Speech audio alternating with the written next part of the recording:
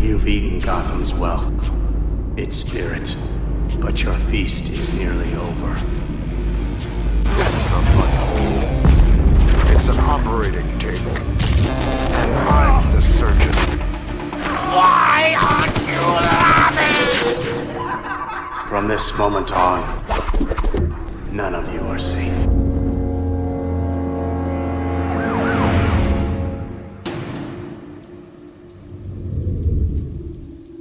Welcome to the Batman Book Club, a podcast exploring the Dark Knight Library. I'm your host, Ryan Lauer. The Batman Book Club is a proud member of the Batman Podcast Network, hosted by Batman on Film. Just go to batmanonfilm.com, click on podcasts, and you'll find the Batman Podcast Network full of other Bat-related shows that also like to dive into other nerdy subjects we all love to frolic about in our free time. Now, thank you for listening to episode 90. Joining me is a very special guest. He's the current writer of Teen Titans Academy. He's written for Masters of the Universe and Transformers on Netflix, but I don't want to speak for him, but I'm sure he'd agree. Perhaps the most important thing he has ever done in his entire life is adapt The Long Halloween in animated form. It's Mr. Tim Sheridan. Tim, thank you for coming to the show. Ryan, I have to say, my husband would be very upset for me to say that the most important thing I ever did in my life was adapt The Long Halloween. He's not listening, is he? He won't listen. He's at the office. I don't know. Okay. No, thank you for that introduction. Yes. I mean, I'm not going to say that it's, adapting The Long Halloween isn't one of the most fun things I've ever and terrifying things I've ever done. Perhaps the most terrifying thing. There you go. There you go. That's the most terrifying. I'll rework that introduction. I'll fit that in there. Yeah.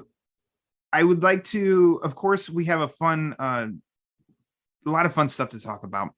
But I have to ask, since this is your first time, for asking me to come on and talk about comics, because normally I'm out there. I just have, typically, especially this past summer, I've been out there hawking my wares. I feel like I'm just constantly having to go out and promote something that's everything I ever did got released this past summer. So it's rare that I get to just talk about stuff that I enjoy and that's kind of like influenced me. And so I really appreciate it. Thank you. Yes, you accept the invite graciously. And I mean, we talked and met through Batman on Film and getting to interview and talk about The Long Halloween there. And we termed you as writer extraordinaire.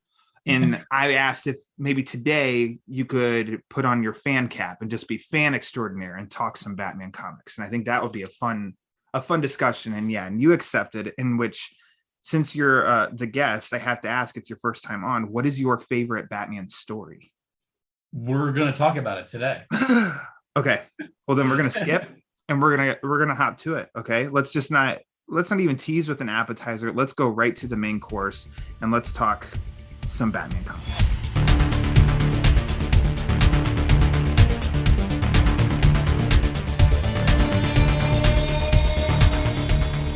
So when I reached out to you, I asked if you'd like to be on. You said yes. And I said, okay, cool. Let's revisit and think about what you'd like to talk about. And you came firing back with Batman Year 3 and A Lonely Place of Dying.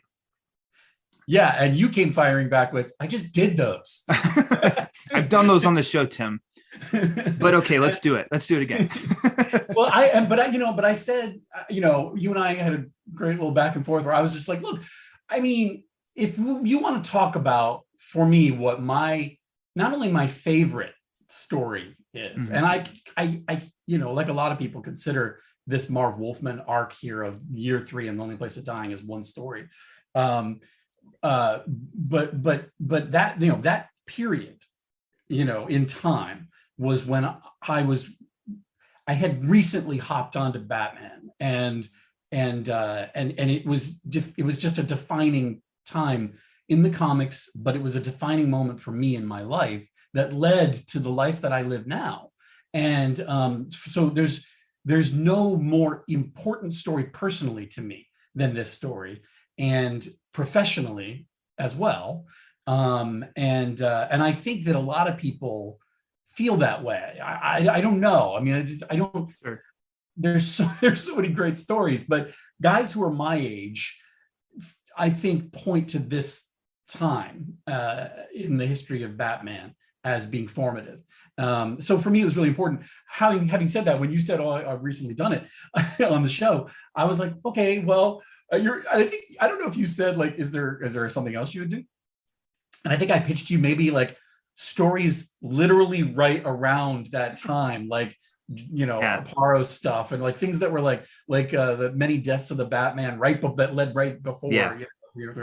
Because you could, I live in this bubble of 1989 Batman. I mean, this story that we're going to talk about came out the summer that the movie came out. So there was just, it was as all the news media at the time said, Batmania. It was Batmania, right? But I felt like I was in on something special. I wasn't just one of the moviegoers, because I was reading the comics and getting a different story, and one that had a ton of lore and history behind it, and all this character stuff and consequences from things that had happened before. And so for me, that's why these stories are so important. And I was very grateful that you said, you know what, if those stories are important to you, then let's talk about them. And so I think a word you said even was they left such an impression, or you said they were impressionable. And I think that brings a lot of value, and that right there is a new angle to revisit them here, is because what you ended up doing with your career of getting into, in screenwriting basically, and comic book writing, and some of these characters, in that world. And so I think I was like, that would be really cool to see, what did you read here that you took away from, and you kind of, as you kept going on in years, kept bringing you back to these issues. I think that's a really cool connection. That's it. It's a touchstone for me because, look, I don't know how this stuff works. Like, it's very possible that these weren't the first Batman comics I ever read, but it's possible that because they were of that moment, and I was in that moment, that's why they stuck with me. I don't think that's all. I think that it's because this story just has all the stuff that I love in storytelling. And I I came to it with a refined palate as a 10, 11-year-old kid. It's just, good storytelling is good storytelling. And and Marv is, the stuff that Marv did, particularly in the 80s, is to me, I find that I gravitate toward, behind me, for those of you watching this, you can see my Transformers the movie poster behind me. That was a formative, important movie for me, taught me a lot of adult lessons as a little kid. And then the season of Transformers on television that followed that movie was all about the consequences of that movie. Just like Batman Year 3 and Lonely Place of Dying are all about the consequences of Batman's relationship with the Robins, especially the consequences following Jason Todd's death, and the consequences of Dick Grayson growing up and leaving, the cave. Consequences and drama. Marv, I should mention, Marv was the head writer on that Transformers season. It's all connected. That season, after the movie, all about consequences. I just think that I gravitated to New Teen Titans had so much of that important character relationship building that is sort of always at the thing that I'm always chasing professionally, is to try to tell stories that explore character in the way that Marv explores character. And so this, to me, Year 3 and Lonely Place of Dying, in addition to being the debut of Tim Drake, which is such an important point for me as well. Remember, I'm a little kid, I'm 11 years old, and they introduced this new character named Tim. And come on, Tim is a kid who loves Batman and Robin, and he knows everything about them. He's the ultimate fan, and he knows who they are when other people don't. And to say that I identify with this character is an understatement. It was like it was written for me. That's how it felt as a kid, and so that's part of why this story is so important personally to me. Well, usually the first couple of questions you may have answered all of them that I always ask when it comes to. I tend to just drone on. I'm sorry. It's perfectly okay. They're tuning in to hear you more so than me. The quick background of the two stories of Year 3 and A Lonely Place of Dying is that Year 3, Batman issues 436 to 439, written by Marv Wolfman, illustrated by Pat Broderick, released in 1989, physically, digitally. They're currently on DC Universe Infinite and the Tales of the Batman by Marv Wolfman collection and Batman Caped Crusader Volume 2. A Lonely Place of Dying continued in that Batman run, issues 440 to 442, as well as the New Titans 60 and 61, written by Marv Wolfman, co-plotted by George Perez, and then illustrated by Jim Aparo and Tom Grummett. That too is released in physical issues, digitally, a trade paperback, the Death in the Family Deluxe Edition that came out last year. I think they're also on DC Universe Infinite. Tim, did you happen to read these before this recording? And if so, what versions? I did. I read them before this recording. For those who are listening, I'm holding up my copy of 442. But I didn't read the physicals. I read the digital versions of these. Because it's just a thing now. I've gotten into reading the digital stuff because I'm working in comics, and it's so easily accessible. And I also with books like this, I don't want to give them too much wear and tear. Yeah. So I'll tend to go to the digital and leave these guys alone.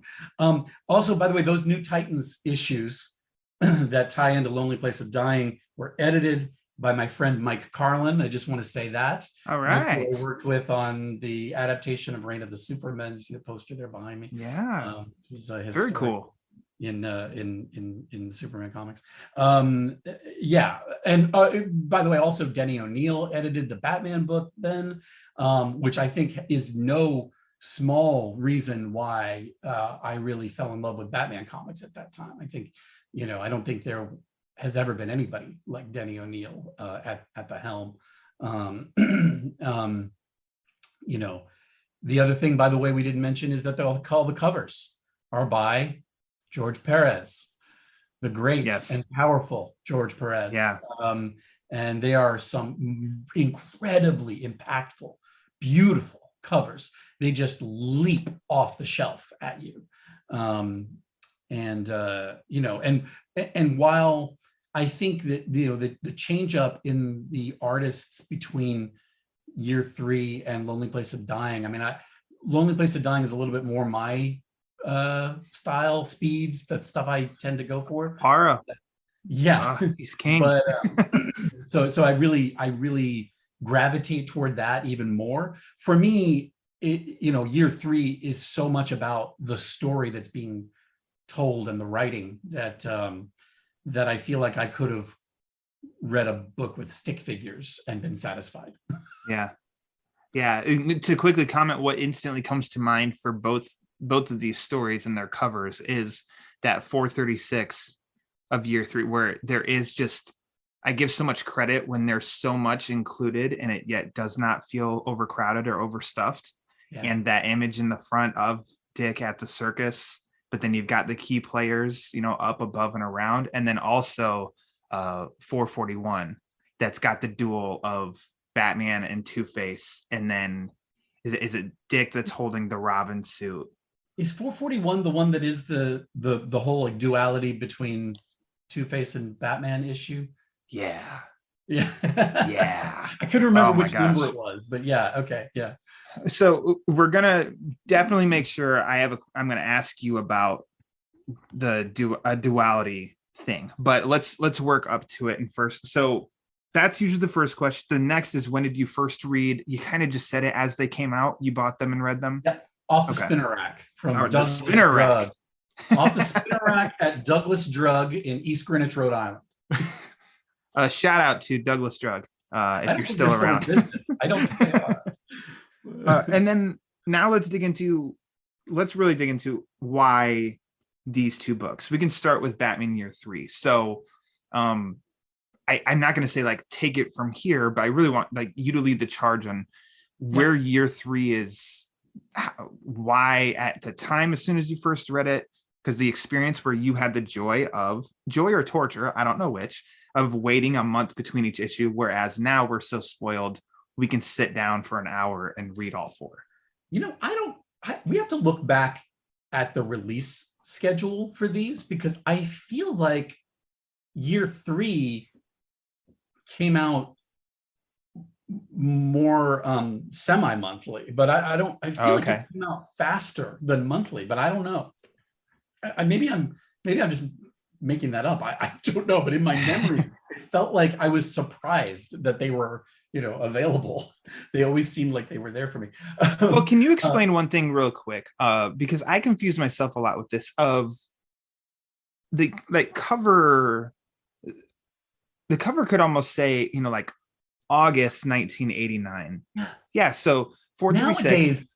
Nowadays it's pretty much like my books, the January issue of Academy comes out in January, and but when I was a kid, I remember I don't know if it was that it wasn't as consistent, that the month on the cover didn't match up to the month you were in, or if it's just that I was getting it late or something. But I feel like I got them early. I feel like I used to get them like 2 or 3 months early when I was a kid. Like I would get the February issue in November. Something. Yeah. Okay. Because then it's not just me. When especially in trying to look up for each episode in specific issues, there is the cover date was this, but then there are smarter, came out a couple months before that.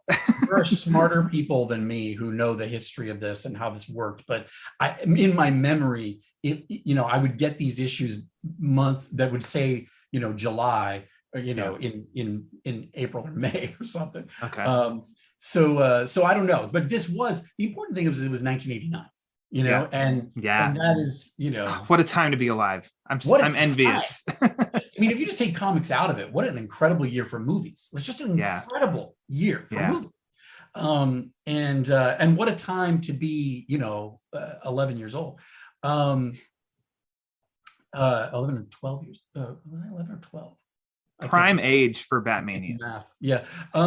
So this story has, for me, it begins right out the gate. It starts with the stuff that I think always works in a big story with big archetypal characters.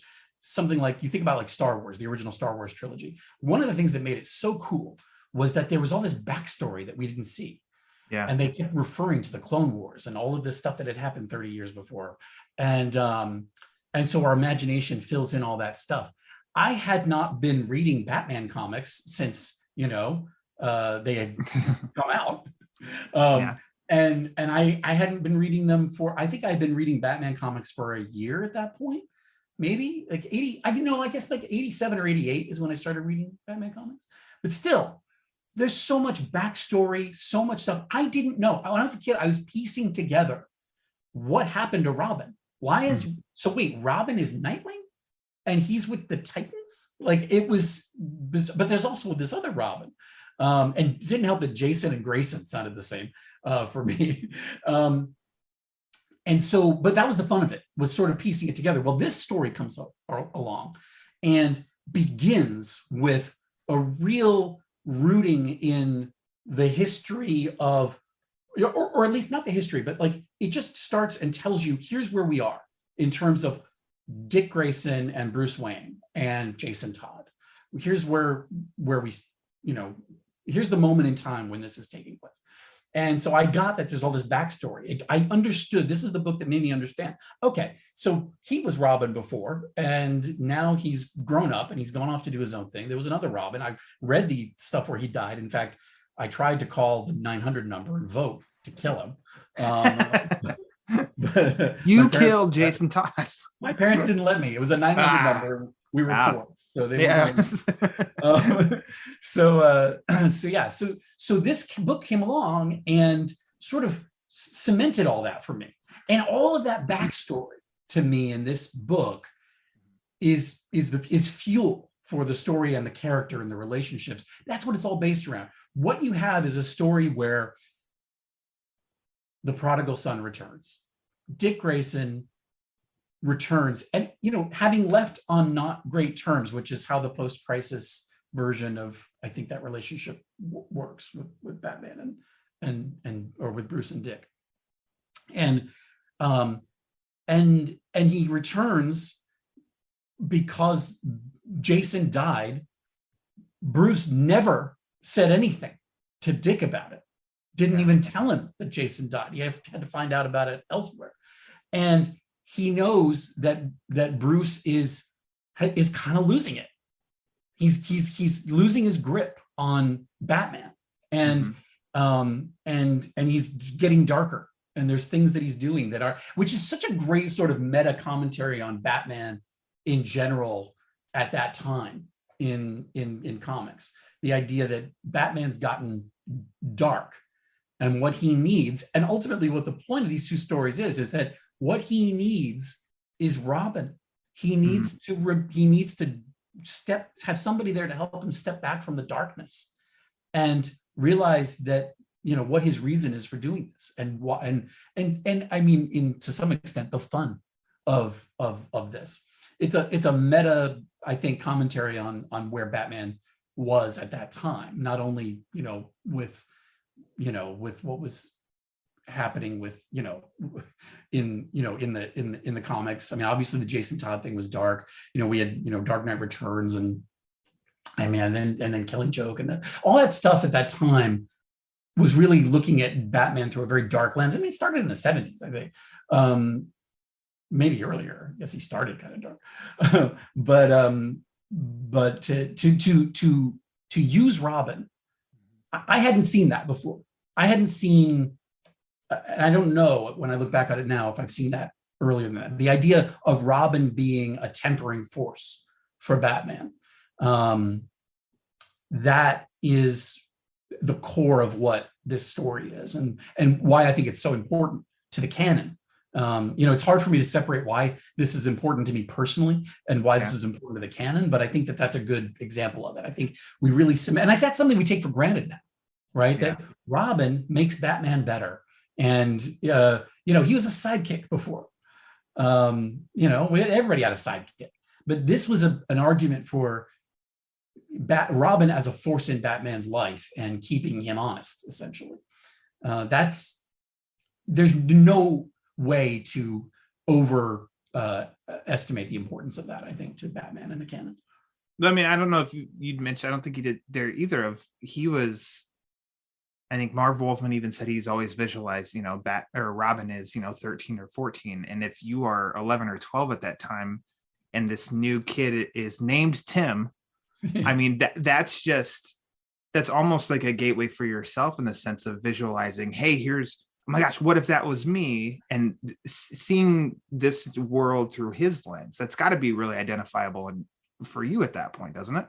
Yeah, this is why I feel helps. Like, this is why I had a chance to meet Marv Wolfman, and nice name dropping for you, but a kinder, more talented man I have never met, and he I told him I think, pretty sure. Can't be sure, but I'm pretty sure that he wrote this just for me. That's how it felt. That's how it felt. And he was like, "You're just like Tim Drake. What a detective." You discovered it. Yes, exactly. That's what I was doing. You figured it out. I think that I look at the panel.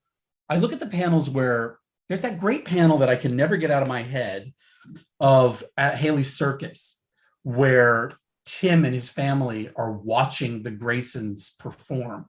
And I remember reading for the first time the balloon of Tim wide-eyed watching Dick Grayson, and he says, he can't say the word. He says, when he says it wrong, he says, 1 wonderful. He's Yeah. trying to stay wonderful, and he's at a loss. And it's and I reread that panel because I understood exactly what he felt. He's watching this play. It was like I was inserted into that scene and was getting to watch this story. That's the greatness of Marv's storytelling, I think. And I don't think it was just me. I think so many kids were Tim Drake in that moment. It was just lucky that my name happened to be Tim, but there were so many of us read that, and we were Tim Drake. Mm-hmm. Tim Drake. And now I did this in Titans Academy, where I created some characters who are fans, essentially, of Batman, who grew up on the streets of Gotham, hearing all the urban legends, the street, stories of the Batman, and they're obsessed with him and different aspects of him, and they sort of see him different ways based on the stories they've heard. But they're diehard fans, mm-hmm. and they want to meet him one day, and that is directly a result of the Tim Drake story in Year 3 and Lonely Place of Dying. And my sort of, revisiting my feelings that I had when I was a kid. And it's, I think that's something that everybody kind of feels, Now, do you, excuse me. So for you, this was probably new at your age, but had there really even been prior to this point, such room to develop Dick's origin story into Robin? Because if you look at his debut issue, it was maybe a couple pages and a couple panels, and then all of a sudden he was just Robin up and running. And yet here we're getting, Wolfman really gives it time to breathe, where we see the Haley Circus, the accident, the becoming the ward, becoming introduced to the Batcave, the training, all of that. But so I don't know if other folks took a crack at it at some point, but I feel like post-crisis, this is probably the first time that we got it. I don't know, but I don't. It wasn't in I don't think it was in Batman comics because we were focused on Jason and stuff at that point. Mm-hmm. But here's the genius of it. I think is you're getting all that Dick Grayson Robin backstory. You're learning the origin. You're seeing it play out, but it's essential to the story. Mm-hmm. It's essential to the story. Zuko being released from prison, and all the weight of that for Batman, for Dick, for Alfred. But at the same time, it is serving as the on-ramp and the origin story for Tim Drake, who's going to be the next Robin. And it is the way that he tied Tim Drake and Dick Grayson's origins together is, from a sort of editorial standpoint, from a professional standpoint, it's great because there were so many people that called in to kill Jason Todd, because so many that tried and couldn't. That's true. And I think that because people felt like he didn't earn it and didn't deserve it and he didn't appreciate it. And so what you had in Tim Drake was somebody who was earning it, who appreciates it, and who seems like a natural successor to Dick Grayson. Just if you look at that photo of Dick holding, little Tim on his lap at the circus and saying cheese, Tim, and it's a passing of the torch that's being told from this viewpoint of Dick's origin story, but it's playing out Tim's origin story, which is just economy of storytelling at its finest. And I had no choice but to accept Tim Drake because of that. That was personally.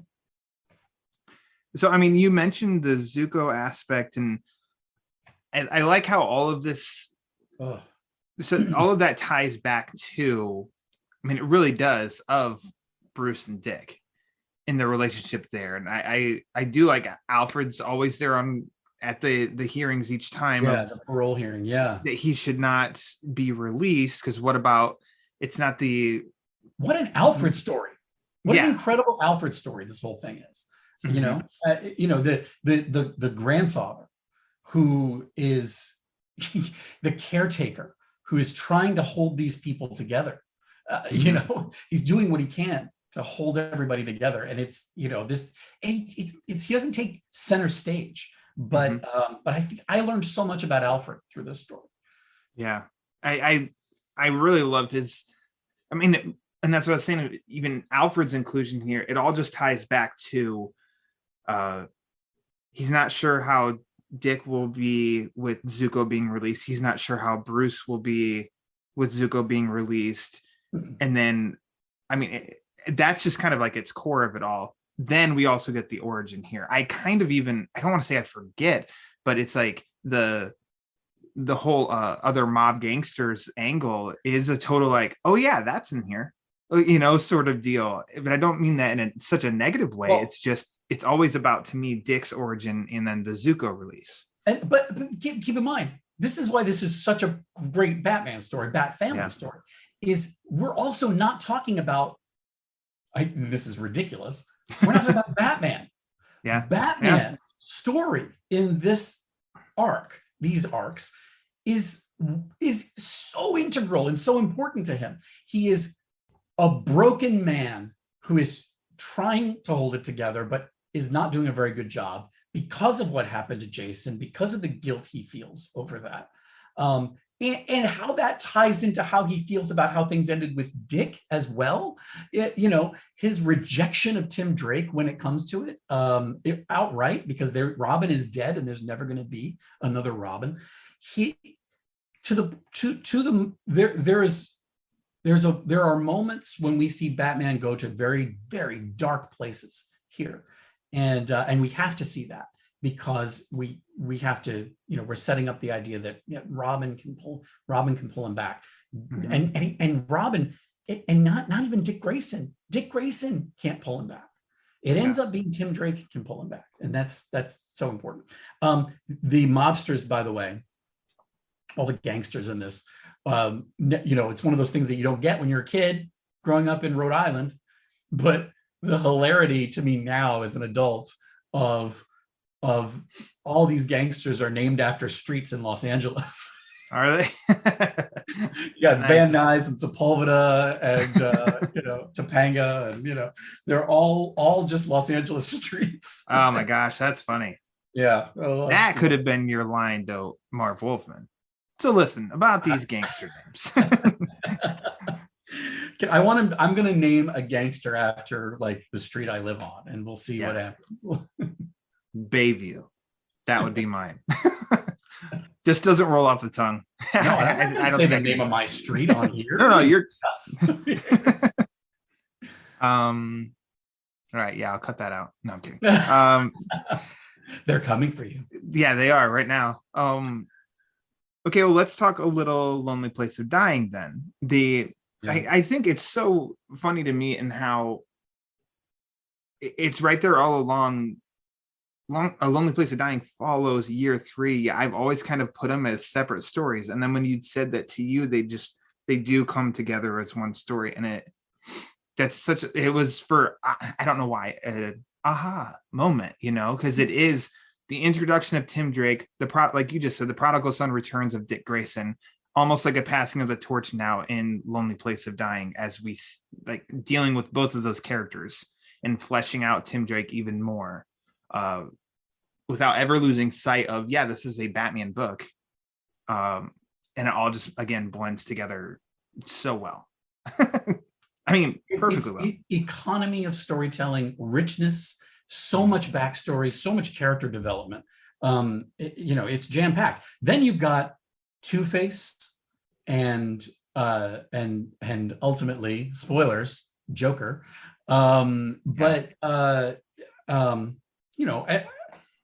The Two-Face stuff in Lonely Place of Dying, as you may know, Ryan, I have a certain affinity for the Two-Face Batman relationship.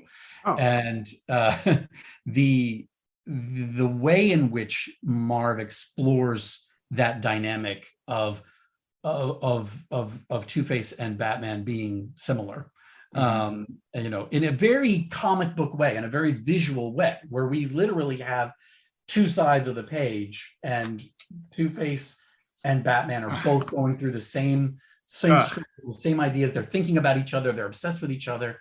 and they're counterpoints to one another.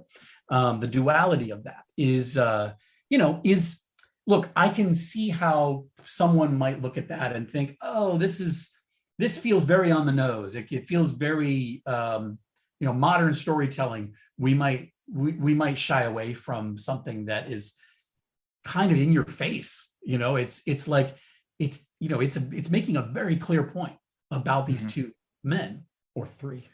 But I think at the time, especially, I don't know that anyone really thought of Two-Face and Batman quite in that way.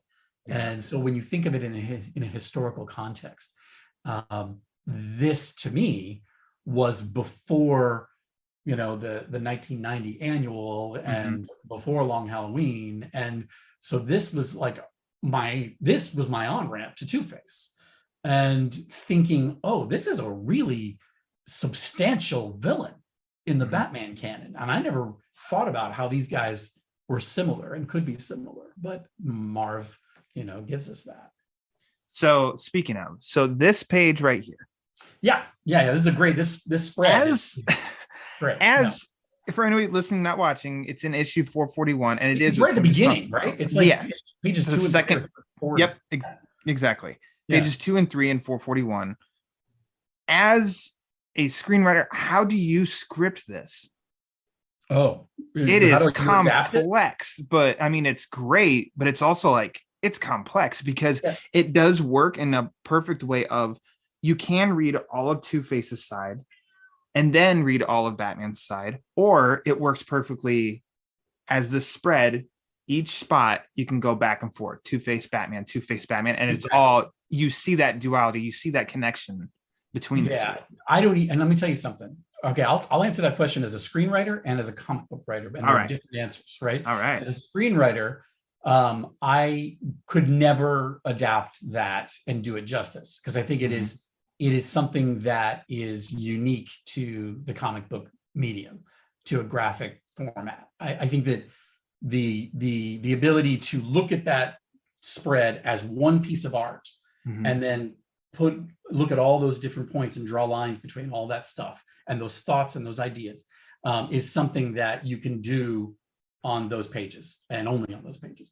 If I tried to adapt it, it would end up being sort of cutaways between the two characters, and it would be what I said earlier about it being on the nose. That's where it would really hit, that it's just too on the nose. It's too cute. It would be too cute by half if you did it on screen, I think. If I did it on screen, I'm sure somebody could do it.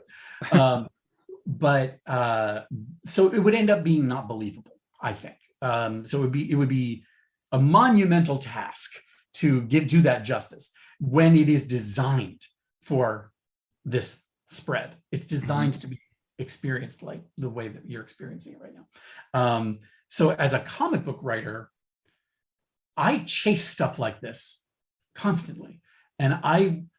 But the way that we create these stories today in comics, I often feel like my back's against the wall, and I don't know that I can get it done, because unless the artist and I, the penciler and I, are in a bullpen together, doing this, talking about it, and I'm sketching stuff out and showing it to him, and he's doing throwing in his ideas, which we do over email and over, in lockdown times, over our computers and over stuff. I don't think that I could get it done quite as well today, in the way that we do it, just the way it's realized. I also think that this was a special moment in time in comics when you had Danny O'Neill and Marv Wolfman and George doing covers, and Jim Aparo doing pencils. And I mean, these are particular geniuses. So there's no, I'm never going to be able to do it. So this is where, for me, this is something that you and I have talked about, which is, this is like looking at a magic trick. Yeah. I look at that double page spread and I think, how did they do it? How do you pull off that? How do you pull that rabbit out of that hat? because I want to know. And I can sit here and try to figure it out until I'm blue in the face. But probably the unfortunate answer for me is, oh, well, those were geniuses. Yeah. You know, that sums at the it peak up. of their careers. You know? Maybe if you run into Marv again and you can just be like, so just by chance, do you have your scripts for Batman 441 that I could take a look at? You know, just wondering. And I actually keep them right here in my wallet. Here you go, Tim. What I would give to look at those scripts. It's so complex, and I don't mean to sound as if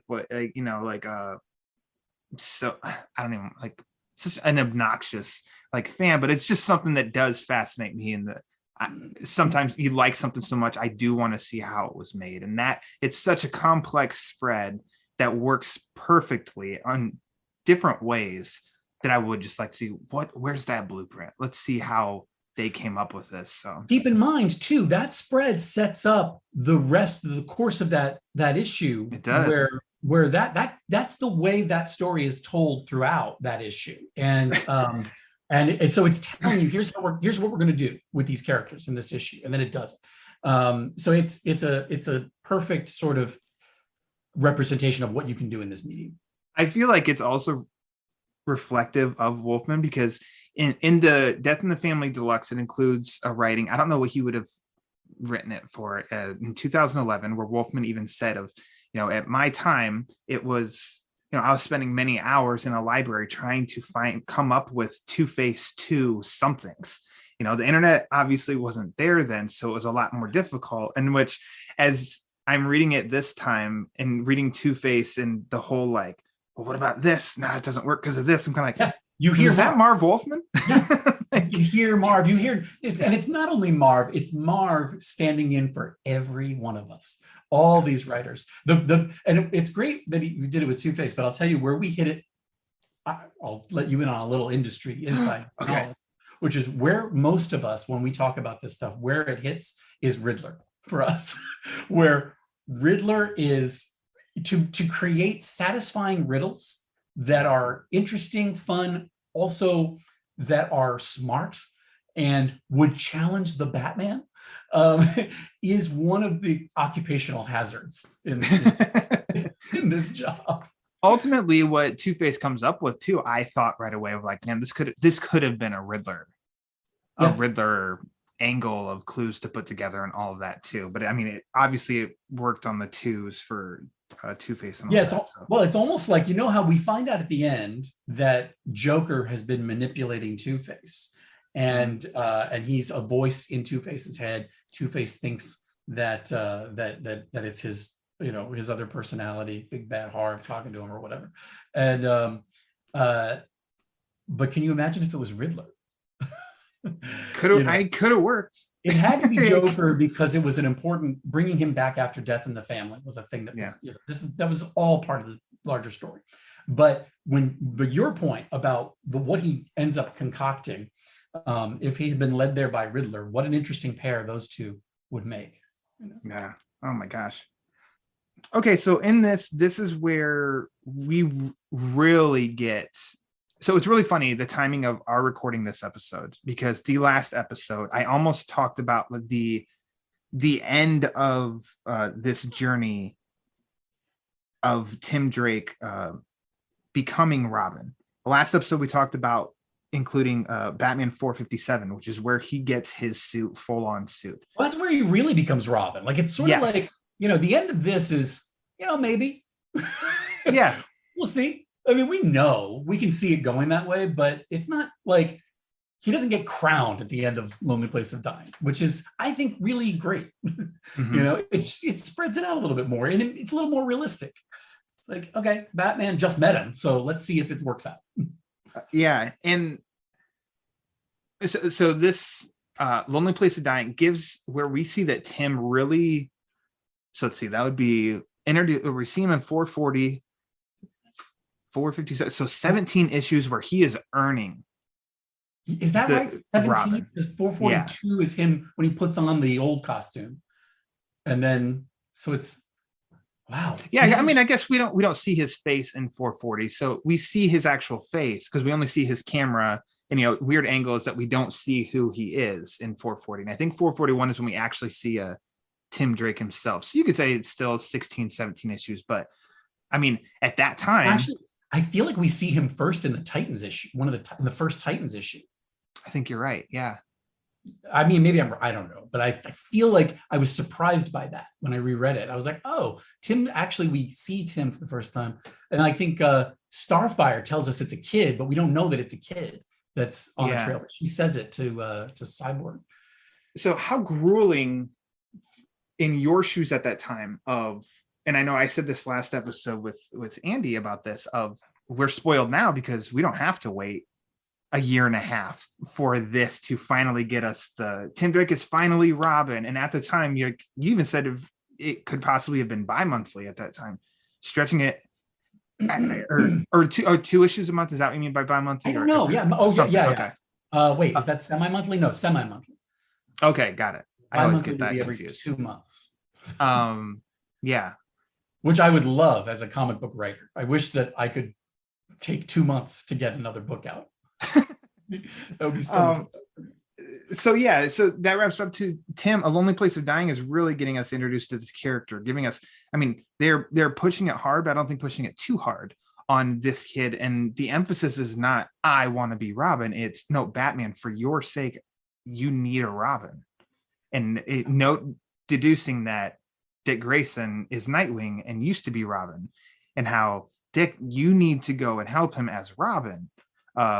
All of that. Now, have at it, Tim. How was your mind at that time reading it, and the impression that this made on you then, and you keep going back to and such? Well, Tim Drake in that story was a stand-in for all of us, and I think that the argument that he makes that Batman needs a Robin, that Batman needs Robin, is one that a lot of us, I think, were feeling. And even if we couldn't articulate it, Marv articulated it for us. And so that I reread it now and I'm a little more cynical. Like when I look at it now, I'm like, boy, it really looks like this Tim Drake kid is working an angle. Like it looks like he wants to be Robin.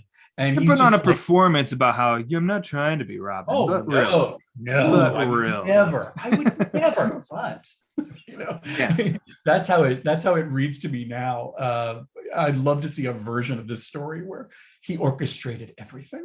The true story behind Tim Drake. Gotcha, journalism. Because there's so much sugar in that cake with him. He's, but there needs to be, because if you're going to introduce a new Robin at this point, after everybody voted to kill Robin, you better make sure that this is somebody that you can believe in and that stands for you, who is a stand-in for you as a reader, as a kid reading these books. And that's the genius of it. I think that's what works about it, and why Tim Drake is an essential piece of Batman canon, to this day. Yeah. Okay. I don't know. What was your question? I don't even know what the question was. I don't know. I was just like Batman, and then you were like Tim Drake, and we went with it. So it sounded pretty good. Sure. What did you think? I know I had a question, and I just derailed myself. Oh, this podcast. This is a good show. Thanks for being on the last episode of the very last episode of the Batman Book Club. Yeah, you're supporting it with that lovely T-shirt for nothing. It's short-lived. It's dying. I hope people are buying T-shirts, because I don't think this thing's gonna. It's tanking. At any moment. So okay, well let's go into you brought up the new Titans. So first of all, I think for a crossover story like this, you got Jim Aparo on the Batman books. I mean, intimidation factor to try and get art that is in the same ballpark so that it's not detracting from reading. I think Tom Grummett does a really good job on the Titans book. I haven't read that Titans book. I don't know if he was a consistent artist on it or not, but I think it's not, it bugs me, and I can only understand as much as I can as far as business wise, if a story dips in and out and has a mix of artists, it just really takes me out. This almost has a nice, consistent, fluid look. I am so embarrassed right now, but I thought George did the interiors on those books. Did he not?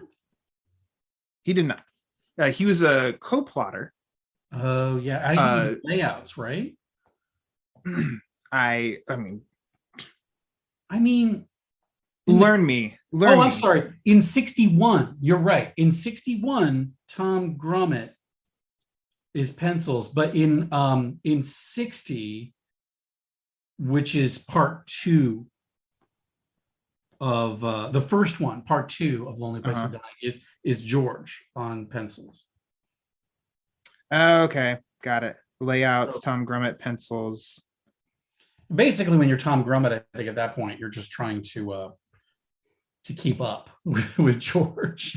Okay, I would think. Got it. All right. Well, then, I mean that. No offense, So Tom, but that makes wrong.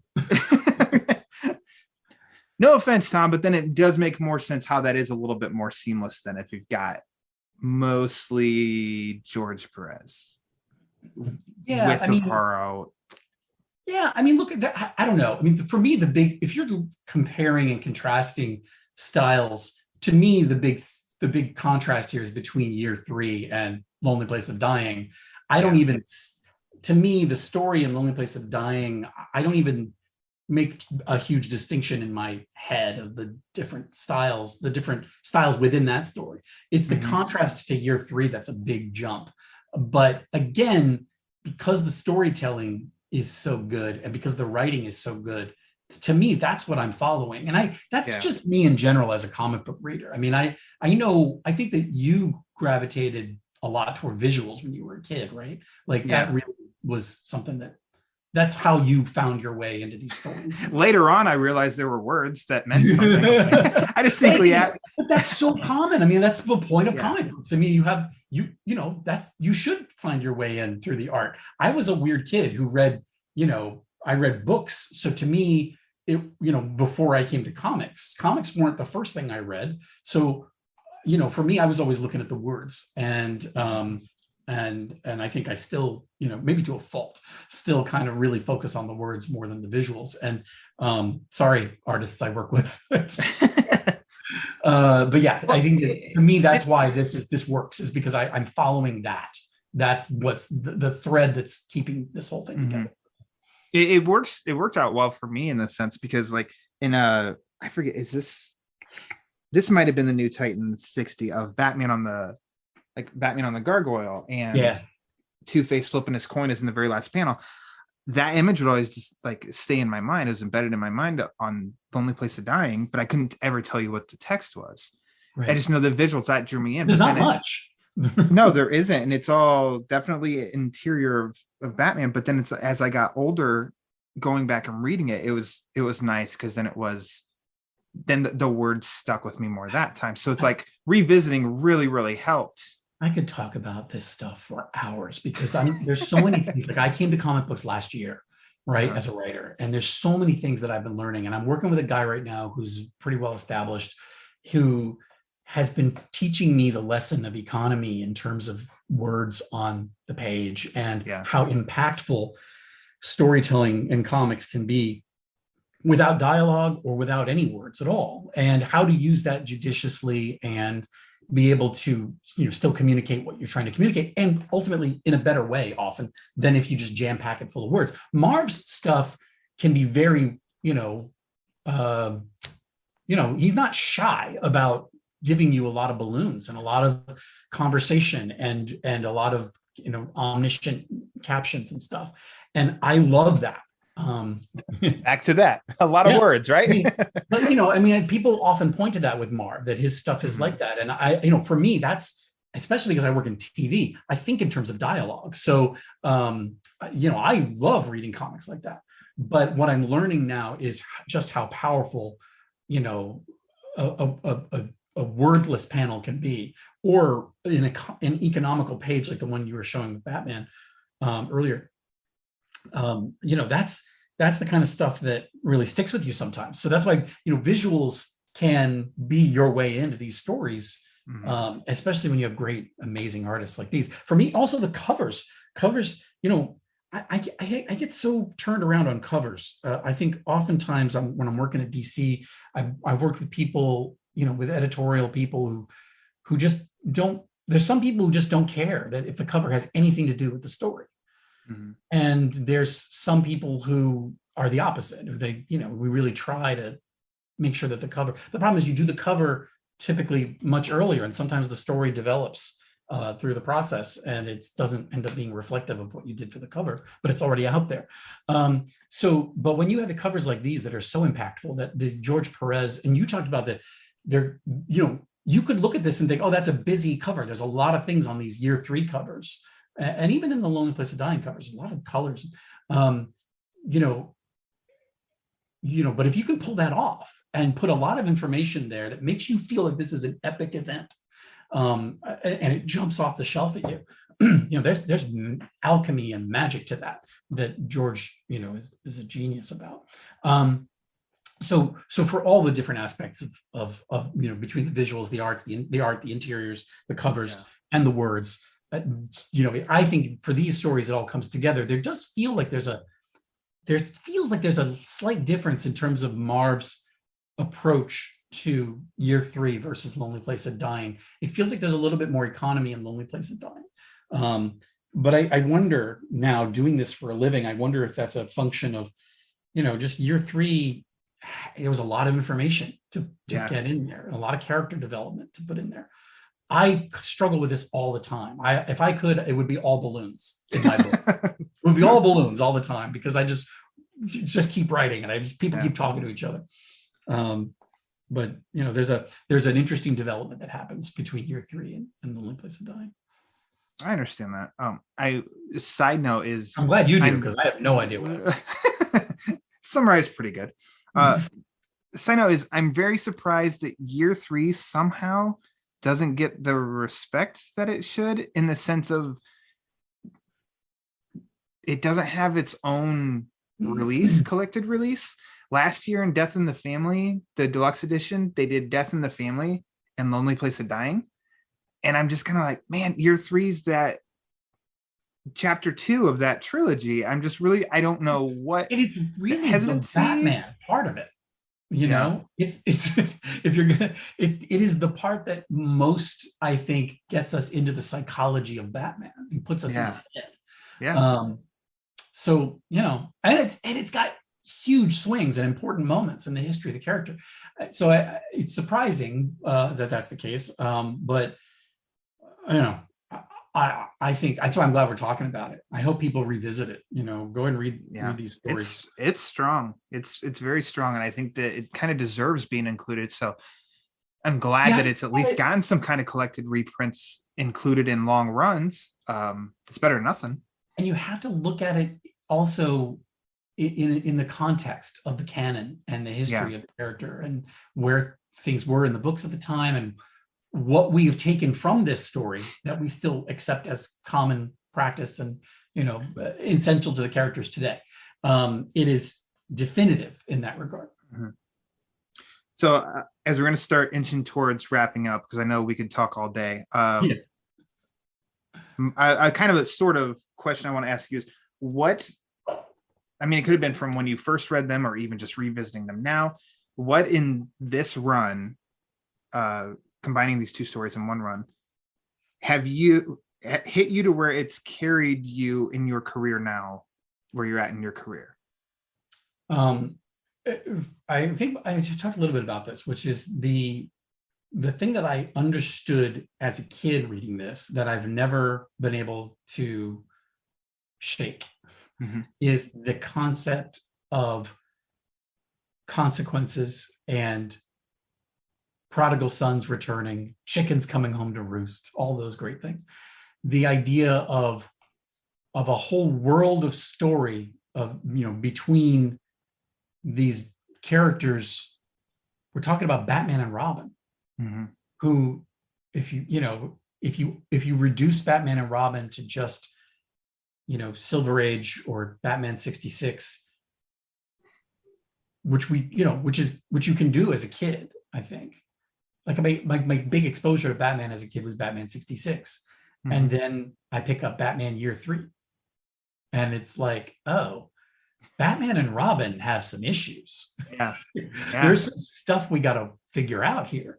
And even as a kid, I understood the complexity of that and was fascinated by it. And that's the kind of thing I haven't been able to shake. My whole career, I think I have chased that kind of Marv Wolfman thing of people doing their best, but not always succeeding at relationships and at trying to be the best versions of themselves they can be. The way that you tell the story, I think a lot of times storytellers unfortunately get stuck in a position, I think this is an editorial thing, get stuck in a position of presenting a character. Also, by the way, I'm willing to say this, there's a lot of gatekeepers out there who scream, out of character.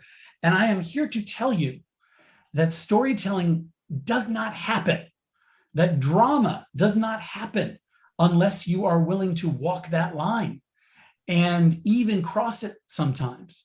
Because the only way we can understand a character and understand who they really are is by seeing who they're not and seeing them go like we do in real life, behave in ways that are not who we are or who we want to be.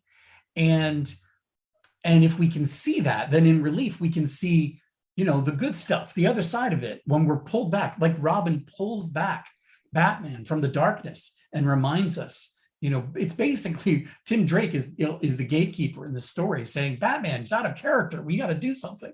And pulls him back into the light a little bit. Mm-hmm. That is where good storytelling happens. Batman can't always be perfect.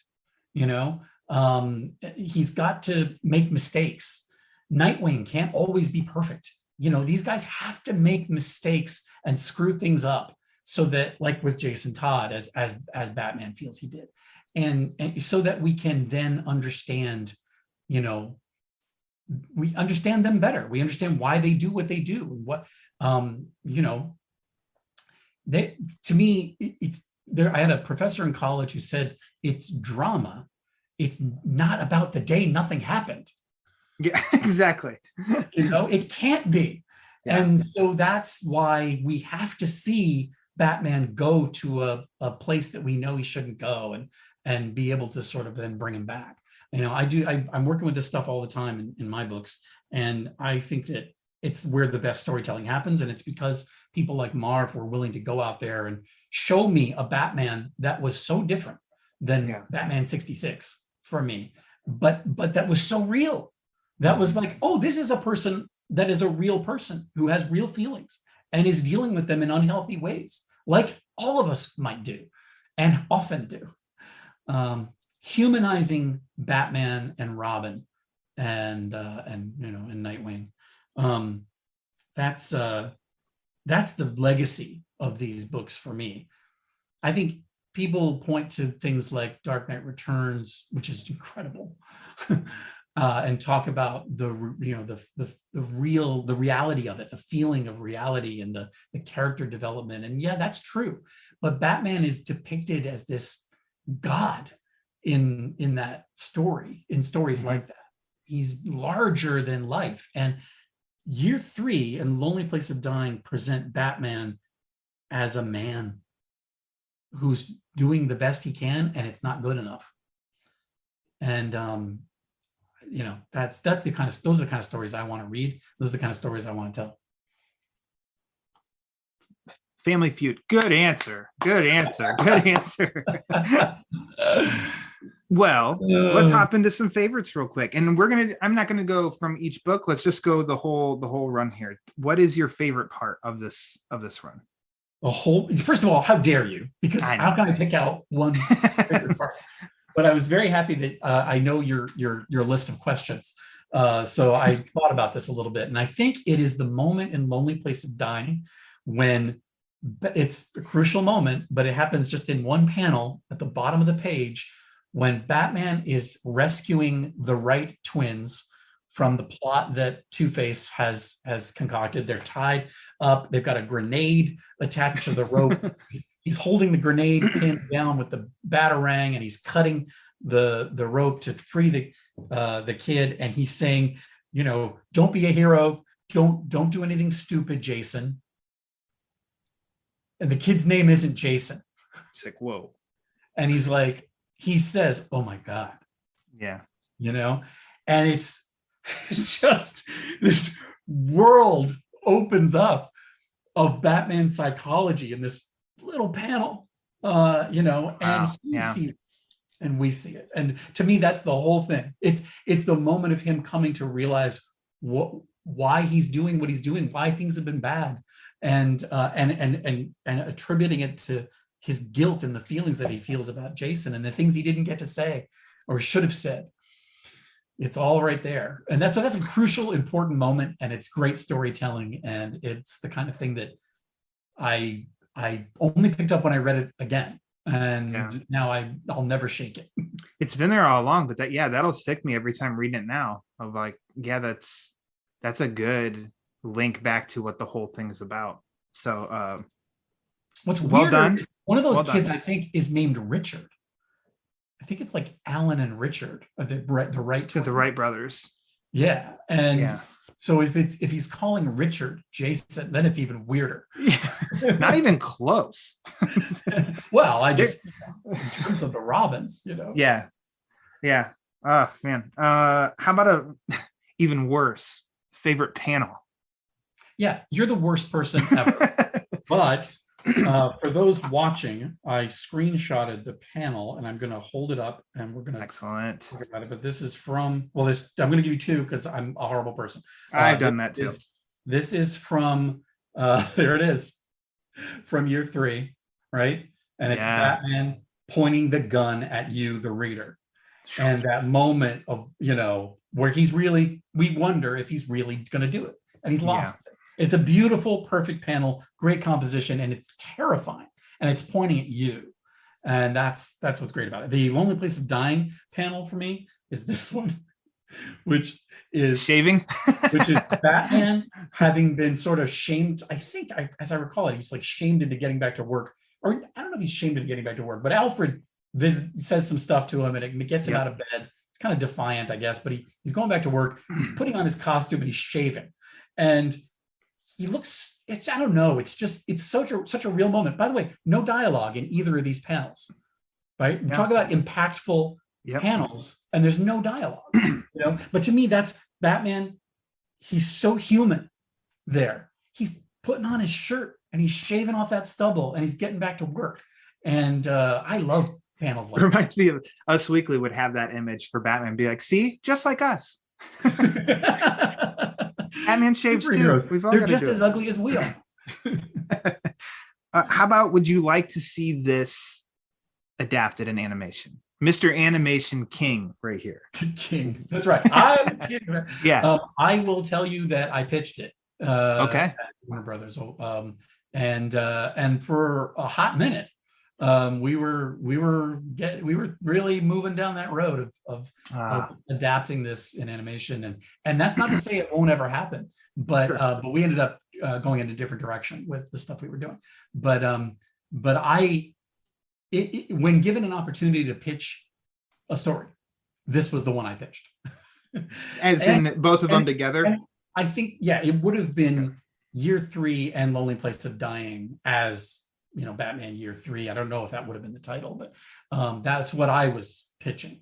And ultimately, we didn't end up doing it. But I think that it's still, the reason I pitched it is because I think it's perfect for a cinematic adaptation. I think that it would be a huge character piece, which if you've seen The Long Halloween parts 1 and 2, is I may have seen it once or twice. That's something that really interests me in telling these stories. And I think that, and the question is, can you bring something new to it in adaptation? And frankly, I'm not sure. I mean, like I talk about that Lonely Place of Dying stuff with Two-Face and Batman and the counterpoint between them. And I don't think I could, that'd be out the door. I don't think I could really do that in an adaptation, me. But so it would be a situation where if I could bring some new stuff to it, I would. Hopefully somebody, if they ever do this story as a movie, they'll bring some kind of new angle on it, but that will maintain the love for the original material and point people back to the books and read those comics, because that's where it lives as far as I'm concerned. Yeah. I asked you at the top of the story, what's your favorite Batman, or at the top of the episode, what's your favorite Batman story? You said we're going to talk about it. So did you mean Year 3 or A Lonely Place of Dying? Well, you are the worst. How dare you? I refuse to separate these two stories. Okay. All right. These are one story, regardless of those. It's almost like each issue has a different title. If you ask me to pick out which one title of the issues Makes sense. Okay. That's marketing. I'm not going to separate them. Well, total disclaimer, I knew what I was getting into when I came up with these rules when I started the show, because I off mic sweat and go through all this just as much. Like, but wait, what is it? It's not called that. I mean, the last episode was about those 3 issues, 455 to 457. It's the first and second chapters of that is called Identity Crisis Part 1 and 2, and the third one is Master of Fear. So I was like, wait, is it more of Identity Crisis or is it Master of Fear? What do you call this? What would I name the episode? Like, you tell someone who's not connected to it, like my fiance, and she'd be like, just call it The Issues.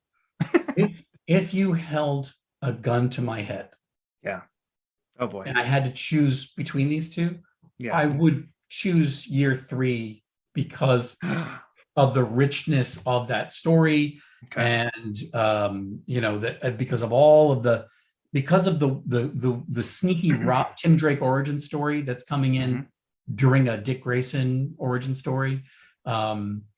That there's so much complexity to it that I would, if I had to choose, I'd choose Year 3, but I still can't separate them. It's all the same story to me. Okay. All right. Well, that'll close the chapter on that part. I'll get through quicks because I want to respect your time, listeners' times, and everything. Every episode comes a new Batman poll, and this is Robin related, so it's perfect to include you here. The last poll I put up was, which Batman villain do you like seeing Robin take on the most? 45% of the votes. Which Robin? Deathstroke. Completely up to you. So the choices were Scarecrow, Riddler, Joker, Deathstroke. And majority ruled by a nice margin and saying Deathstroke. That's what I love about that, is because we're here talking about our friend Marv, and that is such a love letter to New Teen Titans. Yeah. That makes me feel very happy that that's how people see Robin. That's great. Because us being how we are, we'd be like, well, it was Deathstroke and Dick Grayson, and Dick Grayson was Nightwing, so he wasn't Robin. So is that even, we get so into the trenches on specifics with that, but a lot of people kind of just didn't care. They're like, no, Deathstroke, I think. And which, hey, I respect their answer. I mean, Jason Todd would be Joker, Tim Drake would be Two-Face, Dick Grayson, I guess maybe Deathstroke. Yeah, maybe Deathstroke. So now the new. Or what would you think? I mean, then there's so many more Robins too. I mean, then it's I'm just thinking about the first 3, but I don't know. What would I think? Yeah. For me, I would probably go to Tim Drake and Two-Face. Two-Face. Yeah, I think that to me that 5 options. Two-Face would have been the 5th, but damn you, Twitter! They're limiting. Two-Face wasn't an option. He wasn't. No. You don't know what you're doing, Ryan. You don't know what you're doing. We already knew this is the last episode of the Batman book. Yeah. So long, everyone. Going out with a bang. So the new Batman poem, which by the time you hear this, if it's not up, hang in there. It's going to be up as soon as it can. Which story is more crucial to Robin's history? Year 3 or A Lonely Place of Dying? So you keep saying Robin like he's one thing. So because there's too many, how do you interpret that? Like, am I supposed, what am I supposed, what about Damien?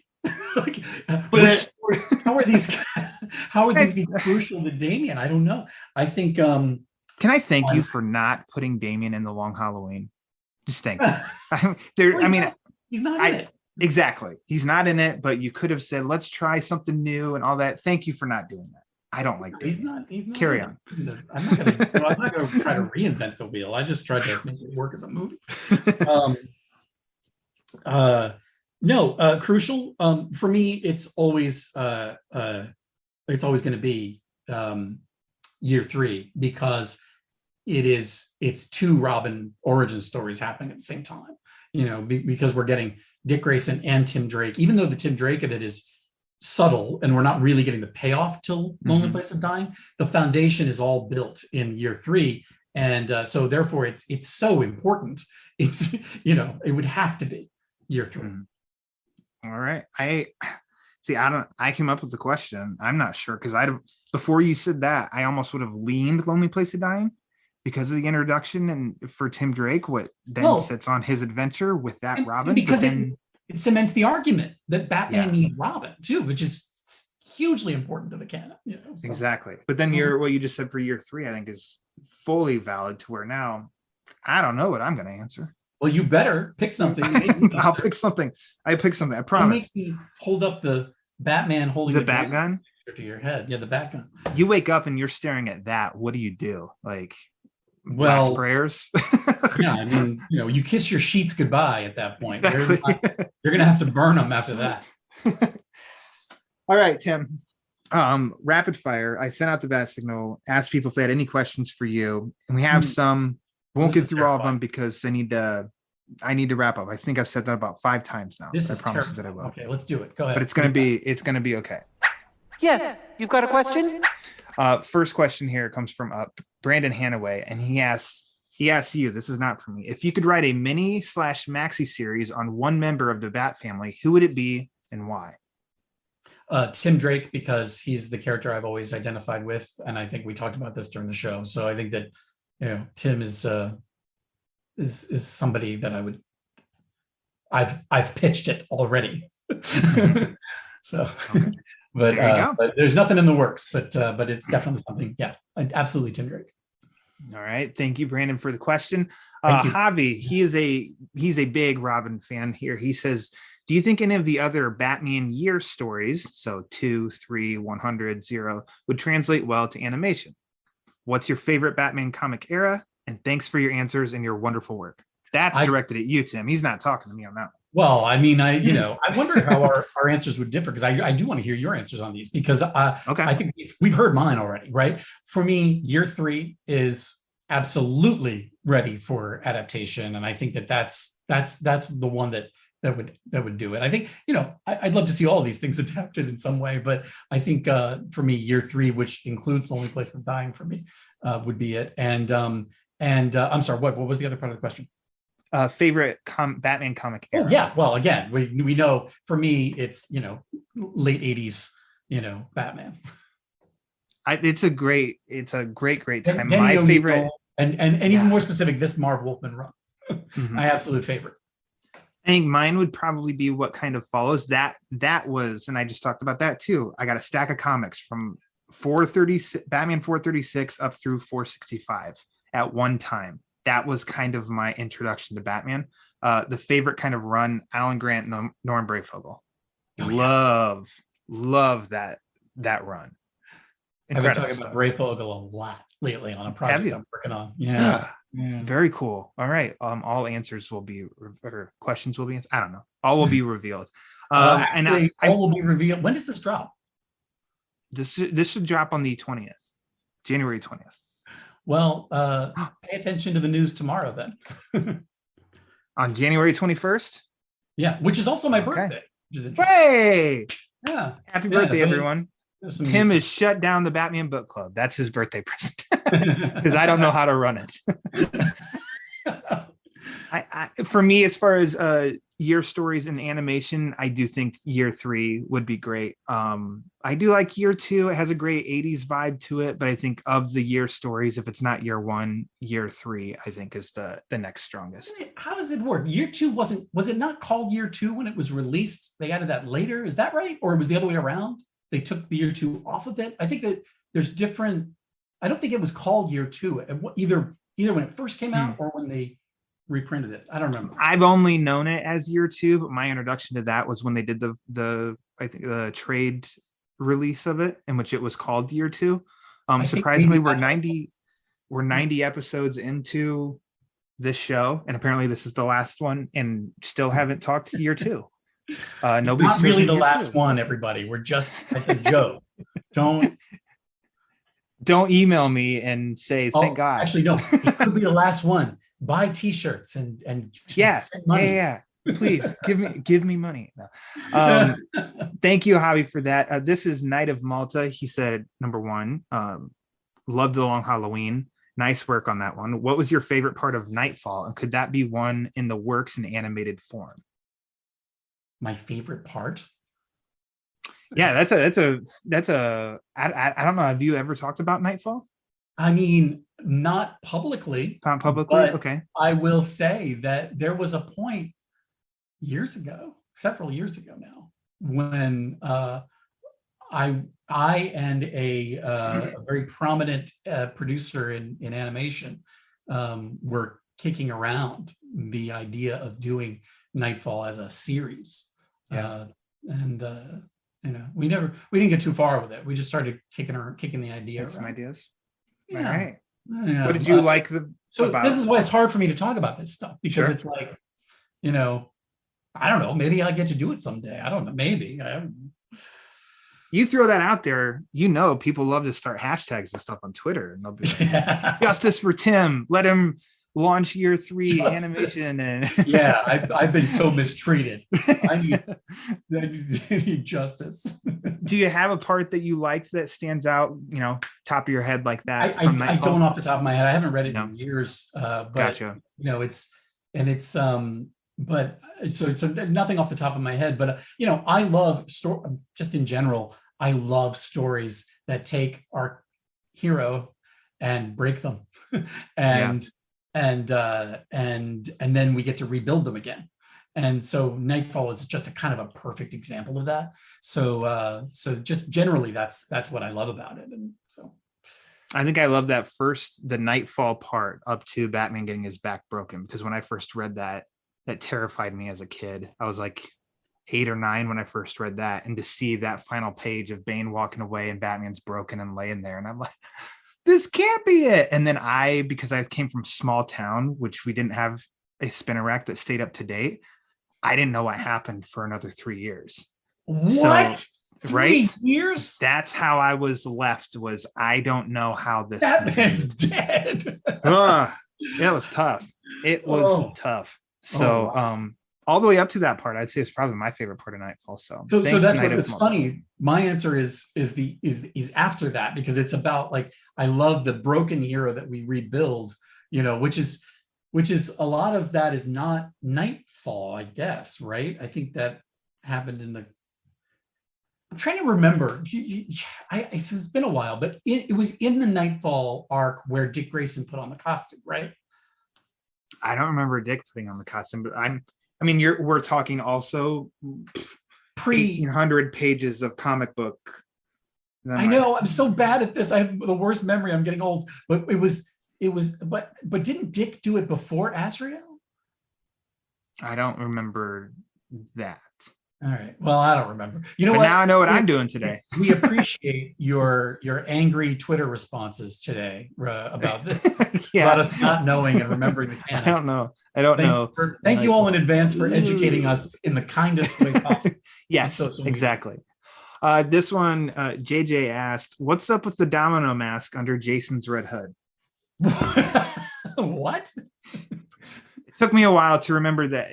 And instantly what popped in my head was under the hood comic, when Jason takes off his helmet, he still has the Robin domino mask. And I think it's the same way under the movie. I think JD's being a little tongue in cheek with that one. Talk about off topic. We're talking about books today in which Jason Todd is dead and buried. Yeah. What's with the domino mask under it? Look, when you're a superhero or villain, who knows in that era. you need all the help you can get to maintain that disguise. Somebody's going to rip off that hood. You can't let them know who you are. I sign here Sign too. on that one. Yep. Matt G 1022, he asked, who is your favorite Batman villain and which version does he particularly like? He is in you. So who's your favorite Batman villain and which version do you particularly like? The comics version, TV shows, or maybe? Look, I'm gonna say an answer, and I just want to make sure everybody knows that you can't hold me to it for the rest of my life. And also because I'm just picking one, and it's not even probable. Who knows what's true? I love so many characters, but if I have to choose one, I'm going to choose Two-Face, and not because of Long Halloween specifically, and but because of Lonely Place of Dying and the 1990 annual. Those to me, that was all around the same time, and it just made Two-Face so interesting and complex. And so I've just, it's one of those things I've never been able to quite shake, and I have a fascination with the character, and happily I was able to bring a little bit of that into my adaptation of the Long Halloween story. But I could play in that sandbox forever. Yeah, there's too many good ones. Joker for me. But 80s, by the way, 80s Two-Face, specifically if you look in like Lonely Place of Dying, when he's got like the turtleneck, and he's got like the really tailored, nice looking, suit.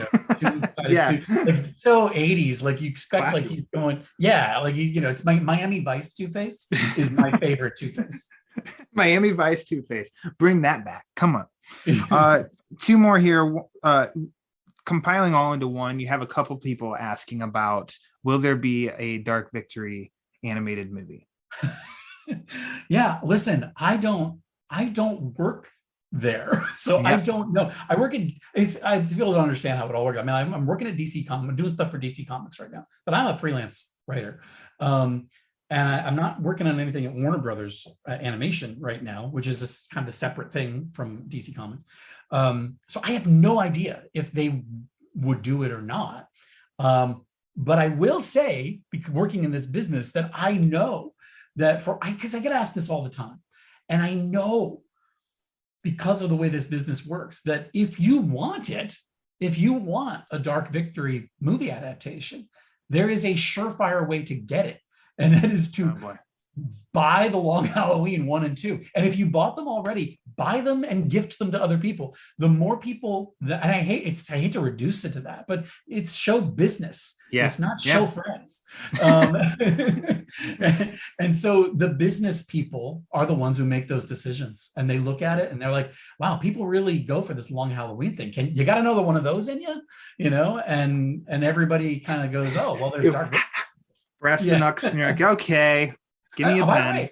There's no saying that it would be me that would get to do it either. I mean, but if you want to that to exist, the only way to do it, it's not petitions, it's not tweeting at people all day and all night. It's putting your money where your mouth is and buying the thing. I hate to say it, but because it sounds so cheap when I say it, but it's business, Yeah. So the more people who pick it up, the more chance there is.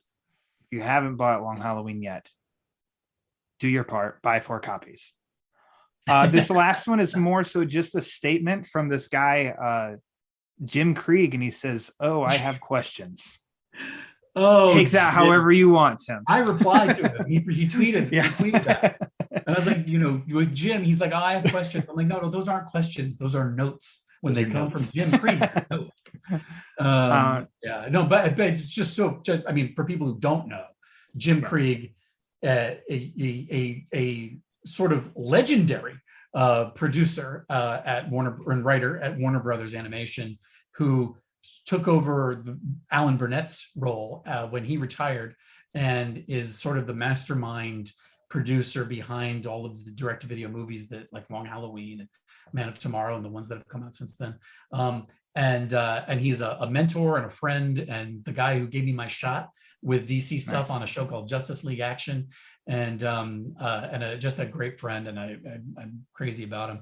So the stuff, if you like the stuff that's coming out of Warner Animation and the movies that are happening, you need look no further than folks like Butch Lukic and Jim Krieg, who are just killing it. I think I forget which premiere it was but Peter Vera, pal of mine, that for Batman on Film, I think he got to talk to Jim. And he really liked him. So I'm sure you're not surprised. That's the other. He's a delightful human being. Was it Gotham by Gaslight, the extras, where his, the talking in the extras, and he was dressed up almost in like Victorian era garb or something? He used to dress up for all of them. Awesome. He watched like Fatal Five and any of them. He tried. So we co-scripted Reign of the Supermen, Jim and I, and he tried to get me, when we shot the extras, to dress as the Kryptonian Council from the Donner movie, and to do our interview like that. And I was just like, you're an established guy who everybody who's beloved. And I think people will accept that from you. But if I come in dressed like that, they're going to say, who is this Yahoo? Like, I was trying to be taken seriously.